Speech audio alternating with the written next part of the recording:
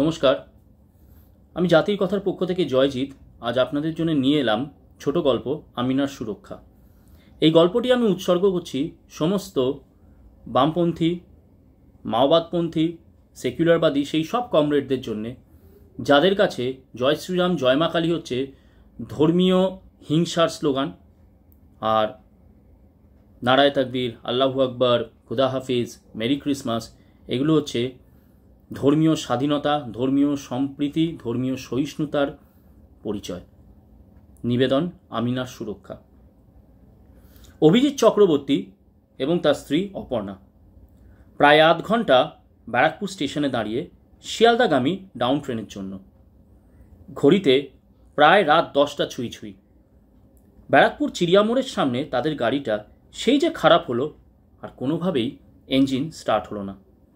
অগত্যা একটি নিকটবর্তী গ্যারাজে গাড়ি জমা করে অভিজিৎ আর অপর্ণা এই মুহূর্তে ব্যারাকপুর স্টেশনে ট্রেনের অপেক্ষায় বেশ অসহিষ্ণু। হবে নাই বা কেন, অনেকটা রাস্তা, সেই বালিগঞ্জ পৌঁছাতে 12টা তো বাজবেই। অভিজিৎ এবার না পেরে খিঁচিয়ে উঠল, ব্লাডি ভক্তদের সরকার একটা ট্রেনও ঠিকঠাক চালাতে পারে না। হেরা আবার বুলেটের স্বপ্নে ভারতের গরিবকে প্রতিনিয়তই ইমোশনালি রেপ করছে, কিন্তু কিছুই করার নেই। ওই যে রাম মন্দিরে রাফিম খাইয়ে এরা এখন পার্লামেন্টের 300+। Absolute rubbish. এদের অনুগ্রহ করে শুনবেন, শিয়ালদা যাওয়ার গাড়ি ডাউন গ্যালপিং শান্তিপুর লোকাল 2 নম্বর প্ল্যাটফর্মে আসছে। যাক, আজকের জন্য অন্তত অভিজিতের হাত থেকে ক্যাপিটালিস্ট শোষণকারী সরকার বেঁচে গেল। অপর্ণা স্মার্টফোনে কিছু একটা দেখে খুব খুশি হয়ে বলল, গ্রেট, এই ট্রেনটা ব্যারাকপুরের পরে ডাইরেক্ট শিয়ালদা, মাঝে কোনো স্টপেজ নেই। যাক, তাহলে it's a matter of half an hour. Abhijit কিন্তু অপর্ণার মতন ক্ষমাই পরমধর্মের মুডে নেই। ফেকু সরকারের ট্রেন, সেটা আবার গ্যালপিং, দেখবে সব স্টেশনে হল্ট করতে করতে যাবে।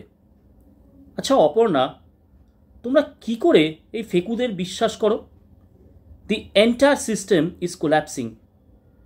তুমি কি এতটাই নাইভ দেখেও বুঝতে পারো না?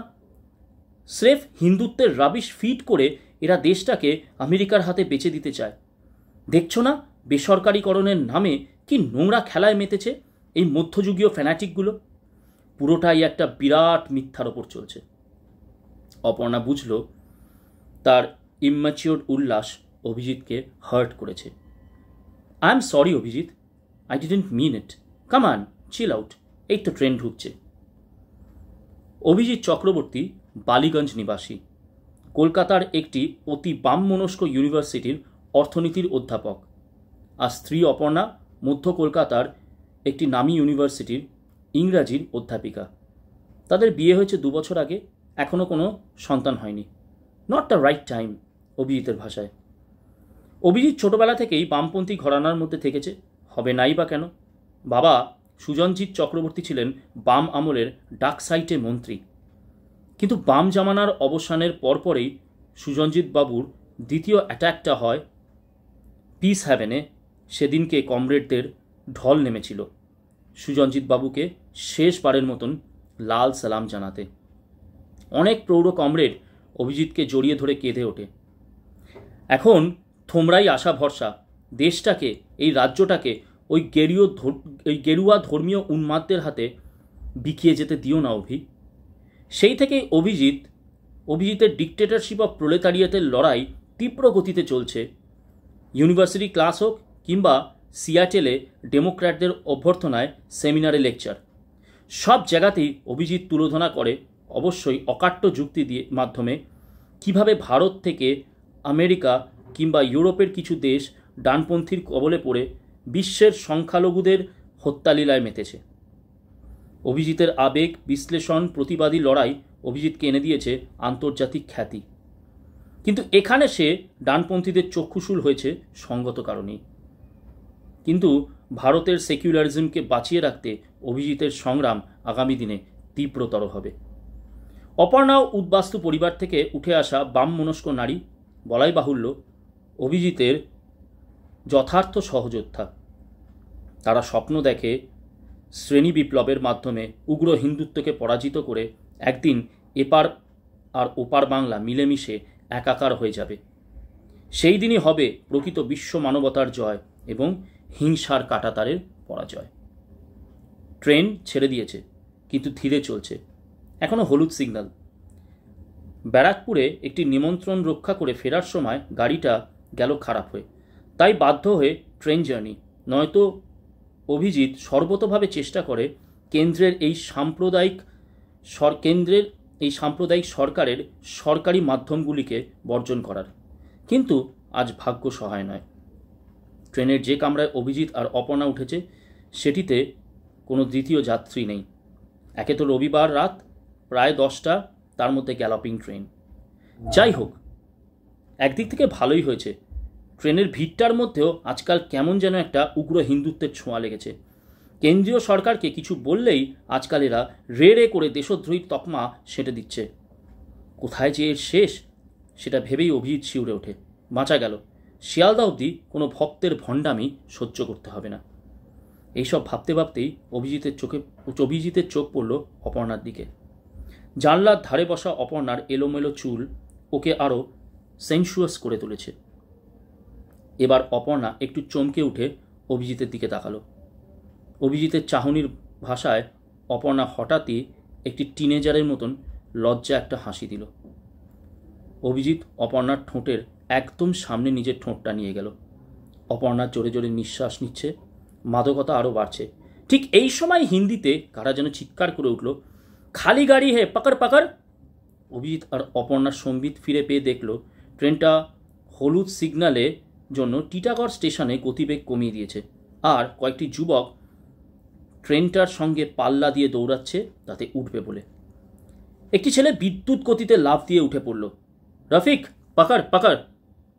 ট্রেনের যুবকটি রফিককে হ্যাঁচকা টানে তুলে নিল, ফিরোজ কো পাকড়। 3জন যুবক চলন্ত ট্রেনে একে একে লাফ দিয়ে উঠল। অভিজিতের বাধ্য হয়ে রোম্যান্সে ইতি টানতে হলো। ট্রেনে উঠেই উল্লাসে চিৎকার জুড়ে দিল 3জন। চলন্ত ট্রেনের বাইরে ঝুলে গালাগালি, ট্রেনের মধ্যে লম্ফজম্প। অপর্ণা কিছুটা বিরক্ত। অসভ্য, অশিক্ষিত কতগুলো, ঠিক এই কম্পার্টমেন্টটাতেই উঠতে হলো। কিন্তু অভিজিতের উত্তর, অপর্ণা তোমার বিরক্তির মধ্যেই তো উত্তর লুকিয়ে আছে।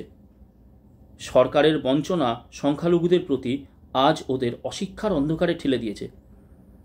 এদের এই আচরণের জন্য তো সরকারই চরম দায়ী। অপর্ণা, তোমার আমার লড়াই তো এদের অধিকারের জন্যেই, তাই নয় কি?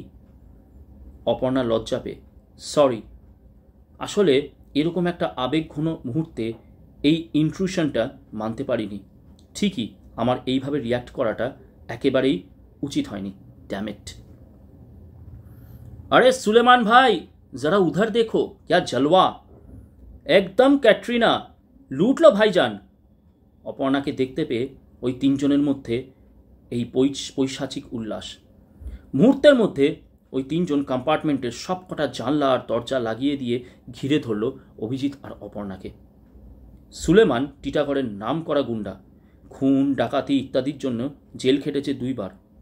ওদের টার্গেট ছিল আজকের এই গ্যালপিংটা, উদ্দেশ্য ছিনতাই। আর আজ ভাগ্য সুপ্রসন্ন। আজ ছিনতাইয়ের সাথে উপরি পাওনা জুটবে, কারণ তারা জানে এই ট্রেনটা শিয়ালদার আগে থামে না। পুরোটাই ওরা করে অঙ্ক কষে। অভিজিৎ ঘাবড়ে গেল, গলা চড়িয়ে বলল, ক্যা চাইয়ে ভাই, ডিস্টার্ব মত করো। একটা প্রচণ্ড ঘুষিতে অভিজিৎ ছিটকে পড়ে গেল। অপর্ণা আর্তনাদ করে উঠল। অভিজিৎ আতঙ্কে ব্যথায় কাঁপতে কাঁপতে বলল, মারছো কেন? আমি তো তোমাদের অধিকারের জন্যই লড়াই করছি। क्या चाहिए, पैसा बहुत है, सब ले लो, हमें छोड़ दो। সুলেমান বিকটভাবে হেসে উঠল, আরে বাবু, পয়সা তো আমি নিবই, আর সাথে তোর বিবিকে দিবি। লম্বা সফর, শিয়ালদা জানা है, मस्ती करना है। অপর্ণা ফুঁসে উঠল, এই জানোয়ারের দল। একটা সপাটে চর অপর্ণা ছিটকে পড়ল অভিজিতের কাছে। সুলেমান এবার পকেট থেকে ছুরি বার করে, বিবিকে দিবি তো তোদের ছেড়ে দিব, নয়তো এখানেই হালাল করব দোনোকো। লড়কি কো দে नहीं তো মর। অভিজিৎ ঠক ঠক করে কাঁপছে, তার সারা শরীর ভিজে গেছে, কিন্তু সেটা যে কেবল ঘামের জল নয় সেটা অভিজিৎ বুঝতে পেরে আরও আতঙ্কিত হয়ে উঠল। এইভাবে মরতে হবে ভাবতেও পারছে না। পাশে অপর্ণা কাতরাচ্ছে, কিন্তু সেই দিকে দেখার মতন অবস্থায় অভিজিৎ এই মুহূর্তে নেই। তার বিশ্বাসে এত বড় আঘাত, সে মানসিকভাবে আপাতত পঙ্গু। ক্যা সোচা, লড়কি দিবি নাকি মরবি? সুলেমানের হুমকি ছুরিটা আলোয় জলজল করছে। অভিজিৎ কেঁদে ফেলল। অপর্ণা, তুমি পারো আমাকে বাঁচাতে। ওরা যা বলছে। চরখে অপর্ণা প্রায় বেহুশ হয়ে গেছিল, কিন্তু অভিজিতের এই আরতি তার সম্বিত ফিরিয়ে দিতে যথেষ্ট ছিল। অভিজিৎ, তুমি কি পাগল হয়ে গেলে? কি বলছো তুমি বুঝতে পারছো? ওরা আমাকে ধর্ষণ করতে চাইছে, আর তুমি আমাকে তাতে সায় দিতে বলছো? এতটাই দামি জীবন তোমার কাছে? ডার্লিং, এত শরম কিসের? এখানে কেউ নেই, কই নেই দেখেগা। কি উল্লাস!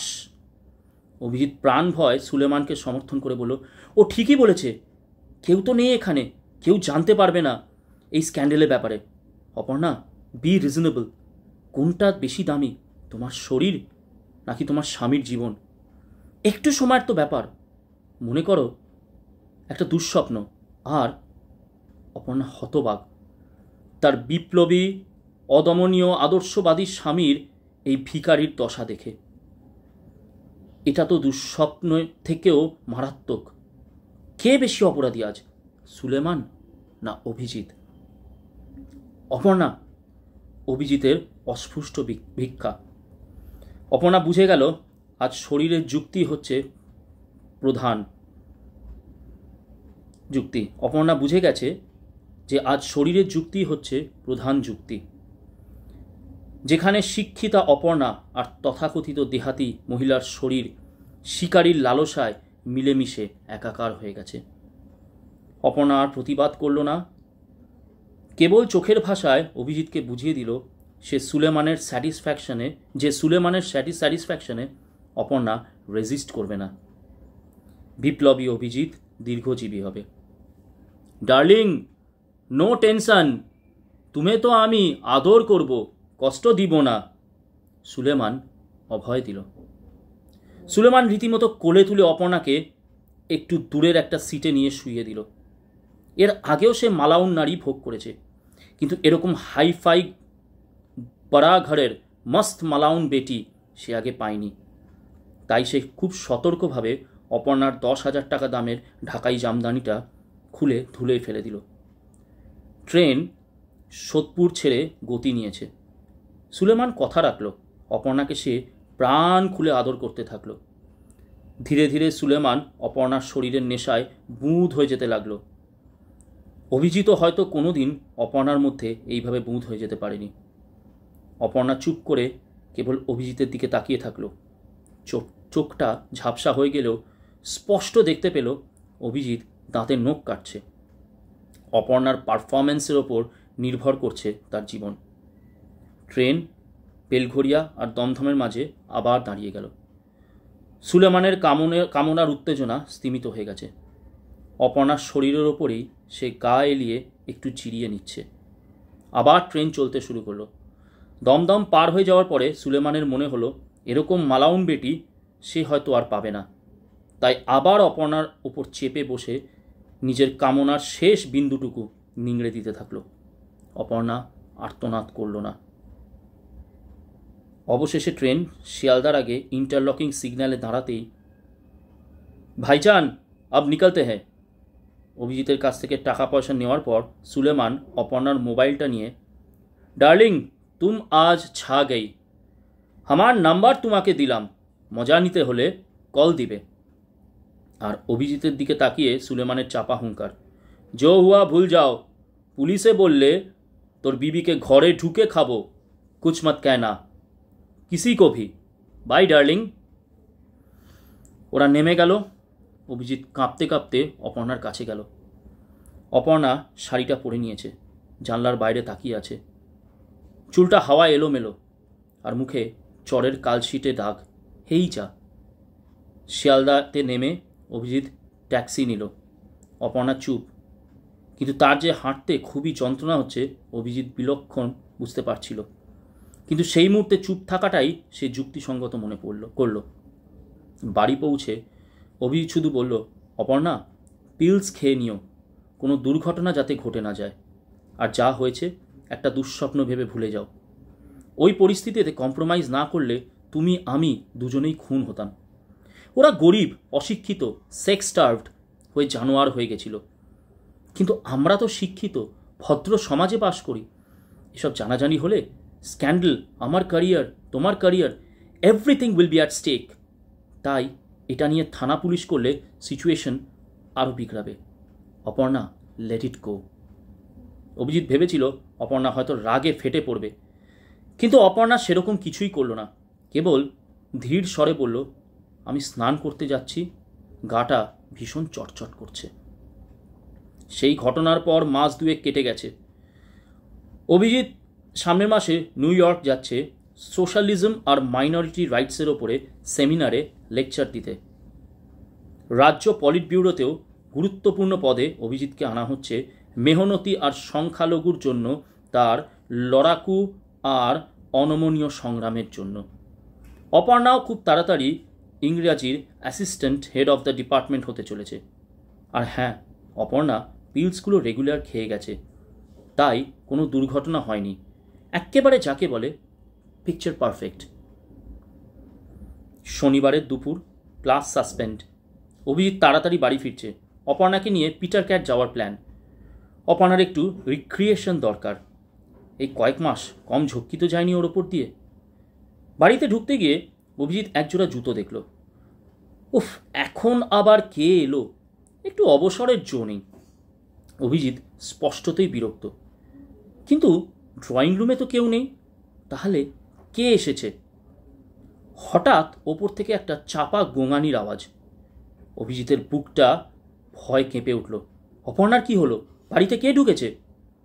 ছুটে গিয়ে দরজাটা ঠেলতেই অপর্ণা, আর তার ওপর এক অচেনা পুরুষ। কিন্তু না, এ তো অচেনা পুরুষ না, এ তো সেই Suleman. Aparna, how could you? অভিজিতের ভিতরের পুরুষ চিৎকার করে উঠল। দাদা, চিল্লাবেন না, এটা ভদ্রলোকের পাড়া, সব ক্যা সোচেগা। তোর এত সাহস? আমি তোকে পুলিশে দেব, ইউ বাস্টার্ড। অভিজিৎ চিৎকার করতেই সুলেমান ছুরি বার করলো। চুপ কর সালা মাদার, এখানেই তোকে খতম করে দিব। उसको छोड़ दो, कुछ नहीं होगा, तुम अब जाओ, बाद में मिलेंगे। অপর্ণার আদেশে সুলেমান শান্ত হলো। ঠিক है জানেমান, इस बकरी को सब बता देना, बाय डार्लिंग। সুলেমান বেরিয়ে গেল। অভিজিৎ স্তম্ভিত। এসব কি অপর্ণা? এত নিচে নেমে গেছো তুমি? আমার আর আমার পরিবারের মান সম্মান এগুলো কিছুই ম্যাটার করলো না তোমার কাছে? অপর্ণা ঠান্ডা গলায় বলল। অভিজিৎ, ওভার রিয়াক্ট করো না, রিল্যাক্স। অভিজিৎ আর মেজাজ ধরে রাখতে না পেরে একটা সপাটে চর কষালো অপর্ণার গালে। ইউ পেচ, কাটা জিনিসের খুব লোভ লেগেছে না? সেদিন ট্রেনেও দেখেছিলাম, একবারের জন্যেও তুই প্রতিবাদ করলি না। তোদের মতন মেয়েদের। অপর্ণা এবার একটা সজোরে চর মারল অভিজিৎকে। Shut up you hypocrite coward. Abhijit ছিটকে পড়ে গেল। অপর্ণার এই চরে সুলেমানের সেদিনের ঘুষির জোরের থেকেও বেশি জোর ছিল। অপর্ণা ফেটে পড়ল। কোথায় ছিল তোমার পুরুষত্ব, তোমার আর তোমার পরিবারের স্টেটাস? সেদিন যখন আমাকে বিক্রি করলে নিজের প্রাণ বাঁচাতে, একটা পুলিশে কমপ্লেন্ট করতে তোমার সেদিন বুক কেঁপেছিল। যদি সুলেমান আবার এসে তোমাকে মারধর করে, তোমার বাড়িতে আমায় আবার ধর্ষণ করে, তোমার বিরাট স্ক্যান্ডেল হয়ে যেত। তাহলে সুলেমান আমায় ধর্ষণ করলে সেটা হয়ে যায় গরিবের অশিক্ষার ফ্রাস্ট্রেশন, না? আসলে সুলেমান তো তথাকথিত সংখ্যালঘু, তার উপর গুন্ডা। ওর বিরুদ্ধে কিছু বললে তো তোমার সংখ্যালঘুদের নিয়ে ন্যাকা কান্না করে যে পলিটিক্যাল আর ফাইন্যান্সিয়াল গেইন হয়, তাতে বিরাট ধাক্কা লাগতো। আর দ্বিতীয়ত, তুমি ভয় পাও সুলেমানের বিরুদ্ধে কোনো স্টেপ নিলে ও তোমাকে আবার ধোলাই দিতে পারে। বাহ, কি বিপ্লবীর সাথে আমি ঘর করছি। আসলে আগে বুঝতাম না, কিন্তু এখন বুঝি তোমরা আসলে সংখ্যালঘু প্রীতি দেখাও না, ওটা তোমাদের ভয় করতে হয়, না করলে যে হালাল হয়ে যাবে। আর এছাড়া পলিটিক্যাল গেইন তো তোমাদের আছেই। আজ বুঝি কেন আমার বাপ কাপুরুষের মতন উৎপাস্তু হয়েছিল। তোমরা সব ক্লিব, ঘৃণ্য কাপুরুষ, করু হেল। অভিজিৎ স্তম্ভিত, তাও চিৎকার করে উঠল, অপর্ণা মুখ সামলে কথা। অপর্ণা ফুঁসে উঠল, মুখ সামলে? কোথায় ছিল সেদিন ট্রেনের মধ্যেই দম? কেন সেদিন লড়লে না কেন? মরতাম দুইজনেই সম্মানের সাথে।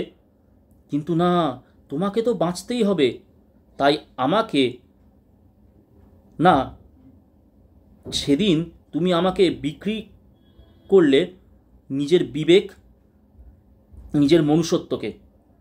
কিন্তু তোমাকে তো বাঁচতে হবে, তাই আমাকে না, আমাকে না। সেদিন তুমি বিক্রি করলে নিজের বিবেক, নিজের মনুষ্যত্বকে। তোমার জন্য এখন আমার একটাই এক্সক্লামেশন, ছি। অভিজিৎ পাকরুদ্ধ। তাকে কোনোদিন তার সবথেকে কট্টর বিরোধীও এইভাবে আক্রমণ করেনি যেটা আজ করল তার স্ত্রী, বামমনস্ক, নারীবাদী, মুক্তমনা অপর্ণা। অভিজিৎ আজ বুঝতে পারল ধর্ষণের ব্যথা। সেই ব্যথাটা আজ সে রন্ধ্রে রন্ধ্রে অনুভব করছে। সব কিছু তালগোল পাকিয়ে যাচ্ছে, কিন্তু এখনও অপর্ণা ব্রহ্মাস্ত্রটা ছোড়েনি। অভিজিৎ কিছুটা সম্ভিত ফিরে ফিরে দেখল অপর্ণা অভিজিতের সামনে এসে একটা কাগজ তার হাতে দিল। অপর্ণা, কি এটা? অভিজিতের কাঁপা কাঁপা গলা। এটা ডিভোর্সের কাগজ, যত তাড়াতাড়ি সাইন করে দেবে তোমার শরীরের পক্ষে মঙ্গল। আমি সাইন করে দিয়েছি। অভিজিৎ বলল, অপর্ণা, তুমি আমাকে একটা ভুলের জন্য এত বড় শাস্তি দিচ্ছ? তুমি আমাকে এত বড় শাস্তি দিতে পারো না। আমার সারা জীবনের সম্মান। অপর্ণা, হ্যাঁ, তোমার এই সম্মান যাতে আর ক্ষতিগ্রস্ত না হয় তাই তো এই ব্যবস্থা। মানে এসব কি ধরনের ননসেন্সিক্যাল কথাবার্তা? তুমি কি পাগল হয়ে গেলে? অভিজিৎ কাঁপছে থরথর করে। আবারও অপর্ণা ঠান্ডা গলায় জবাব দিল, আমি একদম প্রকৃতস্থ অবস্থায় এই সিদ্ধান্ত নিয়েছি। দেখো, সেদিন তুমি নিজের প্রাণ বাঁচাতে আমাকে বিক্রি করলে। কে জানে আবার কোনো দিন কোথাও কোনো সংখ্যালঘু গরিব আমায় ধর্ষণ করতে চাইবে, আর তুমি আবার আমায় বিক্রি করবে। এইভাবে কোনো দিন কেউ স্যাটিসফাইড না হয়ে এইভাবে কোনো দিন কেউ যদি স্যাটিসফাইড না হয়, তারপরে সে দিল তোমায় খুন করে, আর তুমি আর বিবেকের দংশন নিয়ে সারা জীবন কাতরাবো আমি। কারণ কি? আমি স্যাটিসফাইড করতে পারিনি তাকে, আর সেই ডিসস্যাটিসফ্যাকশন থেকে সে তোমায় খুন করলো, আর সেই জন্যেই সারা জীবন বিবেকের দংশন নিয়ে কাতরাবো আমি। আর তার থেকেও বড় কথা, এইভাবে স্বামী যদি বিশ্বমানব হয়ে স্ত্রীকে বিলোতে থাকে নিজের প্রাণ বাঁচাতে, তাহলে আমার বুদ্ধি আমায় বলে সেরকম কাউকে খুঁজে নিতে যার সাথে ঘর করলে আমার দিকে চোখ তুলে তাকাবারও সাহস করবে না কেউ। আর সেরকম একজন পুরুষকে আমি পেয়েছি আমার জীবনে। এখন থেকে আমি তার বিবি। অভিজিৎ অবাক হয়ে দেখছে, এ তো সিনেমাকেও হার মানায়। অপর্ণা ব্যাগ থেকে একটা বোরখা বার করে সেটা পরে নিল। অপর্ণা! অভিজিতের আর্তনাদ। অপর্ণা নয়, আমিনা বিবি। আমি খুঁজে নিয়েছি এক প্রকৃত পুরুষকে যে আমার শরীরের নিরাপত্তা দিতে পারবে, বাকিটা হার্ডলি ম্যাটার্স। অভিজিৎ ডুকরে উঠল, কে সেই ব্যক্তি? অপর্ণা থুরি, আমিনা বিবি হো হো করে এসে উঠল। সেদিন ট্রেনে যে আমায় এত আদর করলো, আজ যাকে ঘরে দেখলে তারপরে প্রশ্ন করছো কে সেই ব্যক্তি? তুমি কি অন্ধ নাকি বিশ্বমানবের দোহাই দিয়ে ন্যাকামি করছো? সুলেমান! অভিজিৎ ভেঙে চুর চুর হয়ে গেল। হ্যাঁ, অপর্ণা ওরেফে আমিনা বিবির গলায় এক অদ্ভুত উল্লাস। আর বাই দ্য ওয়ে, সুলেমান গরিব নয়, নিজের এলাকায় দাব দেখিয়ে অ্যাফ্লুয়েন্টভাবে থাকে। তোমরা বিশ্বমানবরা এই প্রাইড আর পুরুষ আকার কোনোদিনও বুঝতে পারবে না, তাই তো তোমরা চিরদিনের সর্বহারা। আমিনা বিবি দরজার দিকে এগিয়ে গেল। অভিজিৎ স্পষ্ট শুনল একটা ব্যঙ্গ মেশানো গলা, কমরেড, খুদা হাফিজ। নমস্কার।